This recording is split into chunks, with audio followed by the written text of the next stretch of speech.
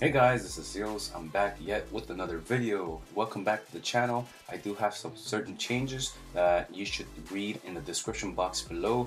I just want to go strictly into what I received in the question boxes as well as comments. The number one question that I receive is which light and dark heroes that they or you guys should build, as well as where new heroes fall below in the tier list. So basically, people are investing a lot of scrolls into this light and dark patch, and they are getting multiple copies of either Mim or maybe even other heroes like Dark Arthendo or Dasmog or Belrain, and they're confused what to build. So this is what the video is about. I want to cut out any other stuff, so I'm gonna roughly mention each hero for about a minute.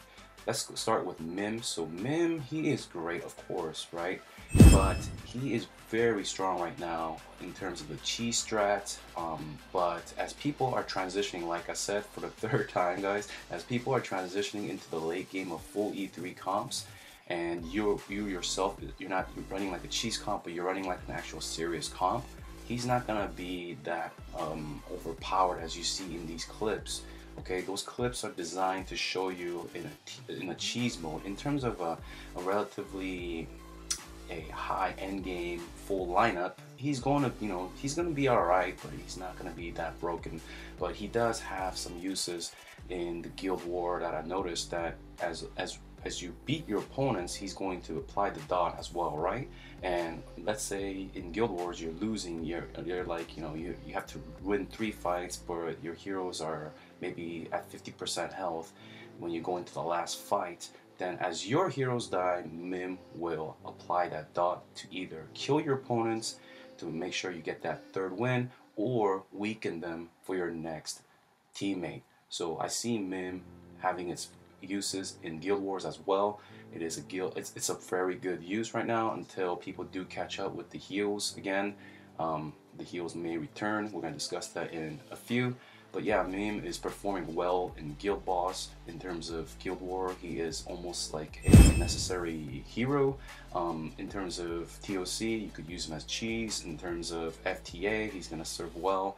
So in all aspects of PvP, he is above average and borderline godlike. All right, I mean, he's not going to be broken like Faithblade, but he is pretty good. Alright, we're talking full endgame comp now, guys.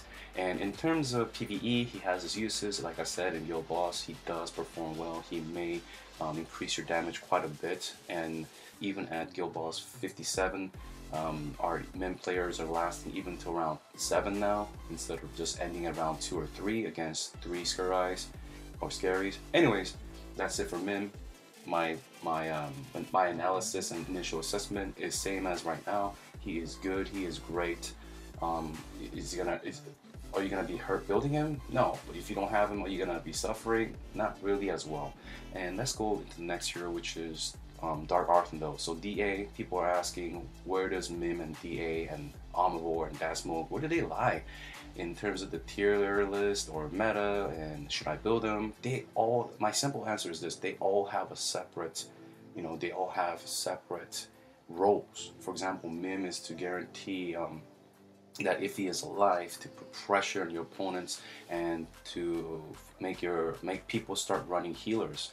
As you can see in these clips, we have some clips of Belrain, and I'm actually using some slow-mo to show you guys her active skill, as well as her basic, as well as her death heals.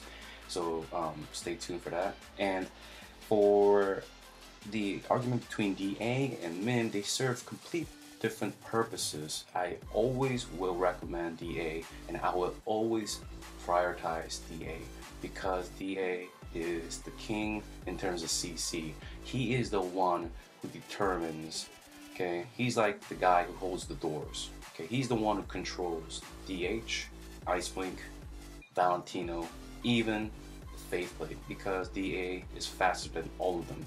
And he does even, pose a threat to Mim as well as Michelle because of the energy steal. DA not only has great CC to all targets, but he also has a very high chance to CC slot 1, as well as when slot 1 dies, it goes to slot 2, which is the big threat. As well as stealing energy. Alright, so if the CC fails, there's still the energy steal. So DA will serve a great purpose, and you will not regret building him. And whether you're free to play monthly player or a dolphin, if you're a whale, you're gonna be building all these heroes anyways. But if you are a monthly card holder or a decent spender like a dolphin, just hold on to the copies, don't sack anything, just build whatever you want first. For example, Mim or DA, and they all have their strength, and just go with that. All right, just be happy with that. And the hardest part of these light and dark is getting the copies. The food will come, guys, the fodder will come. Don't waste your copies. That's one of the mistakes that our team hasn't made frequently. Anyways, Omnivore, his role is to, just burst. He is able to initiate well, and he is able to cause the snowball effect for the rest of your teammates. For example, Mim as well as Faithblade. So they all do work pretty well together. But once again, Omnivore, whether he is 10-star or E3, is very susceptible to CC. Okay, so but he's also very good in PvE. So if, like I said, if you want to build him for PvE and PvP purposes, he is good in both fields. He's not the best, but he is pretty good, alright, in both fields. So if you want to make him as your first E3, you will not regret it, okay? And next, well, I want to discuss Dasmog. Dasmog will be good in PvP as well as PvE. Like I said, just hold on to him. Don't fodder him. Don't use him as food or fodder. Just keep him around. He's great for Marauders. He's still good for Broken Space, PvE aspects, as well as PvP as well. He does synergize very well with other heroes who has energy artifacts. Okay, and I want to touch up on the light heroes, which is Belrain. So Belrain, right now, I really do like her heals. I mean, I do think that she can be altered in terms of being buffed, but she is great. I don't know why people compare her with Michelle. Michelle and Belrain are complete different entities. They are both great heroes. Michelle is not falling off the meta, guys. Michelle is very tanky. Of course, Faithblade can kill anybody, but Michelle is still tanky, guys. You could build you could make a hero with 10 million health, and Faithblade will be there to pose a threat. So just because Michelle does get 1 or 2 shot by Faithblade does not make Michelle that squishy. She is still good. She still does all the roles that she is set to do, which is CC, give heals, give buffs, as well as stay alive to initiate, and to make sure the actives do come every time, thanks to her being consistently doing her actives, just like Mim. And as for Belrain, her purpose is not for damage. Well, her damage is not bad, actually, as you can see in this clip. She's mostly here to buff as well as heal, and she's going to do all these things, but I see that her heals are very good right now. Like, I'm only showing clips of Belrain with Vesa, and they are very well synergized together. Although they are both susceptible to CC, when those two are able to get their basic or active off, their heals are just insane when they attack, as well as at the end of the round. It's just so much heal. And if Belrain is, if she does go down in the battlefield in terms of in the guild wars, she still does a great amount of heals, and I can see that she is just pretty much designed not only for keeping your team up, but also to put the pressure off Mim. So she does not synergize, but she can synergize with Mim, but she also does kind of counter him in terms of providing the heals to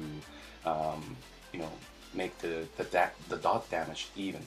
Okay, this is full endgame lineup. I'm not talking about the cheese, by the way, because the cheese, the dot could be about 1.5 to 2 million a tick, while Belrain, if she does die and Vesa does get her active off, that can be countered with the 2 healers heal alone, including the E3 heal as well as Deer, and most people are going to start running Deer as well as Dragon, and that's another video, guys. Anyways, in terms of other light heroes, Asmodel and Faithblade, of course, they're still going to be the same as they were in 10-star. They're still susceptible to CC, but once they're out of CC, right, Asmodel especially can do some damage. And Faithblade is Faithblade. There's nothing more to discuss. His biggest weakness is 2 things: Petrify, which is the best form of CC right now, which is another video to talk about, and one more thing is Energy Steal. So Mim as well as DA has that. So guys, like I said in the dark section, if you have those copies, just build them, be patient, build both the heroes. They're gonna serve you well. Anyways, that's what I want to leave off as. If you found this video helpful, make sure to hit that subscribe button, and I'll see you guys in the next video.